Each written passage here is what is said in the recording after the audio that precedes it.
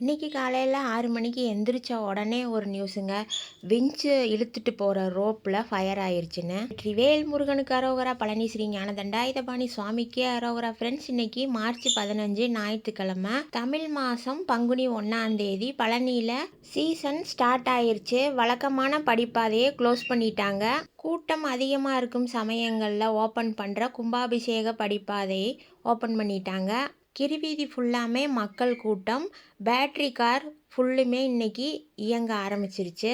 எப்போவுமே battery car ஃபுல்லாக தான் போகும். ஆனால் இன்றைக்கி வழக்கத்தை விட அதிகமான பேட்ரி கார் இருந்தது. இந்த பேட்ரி கார் உங்களுக்கு ஃப்ரீ தான்.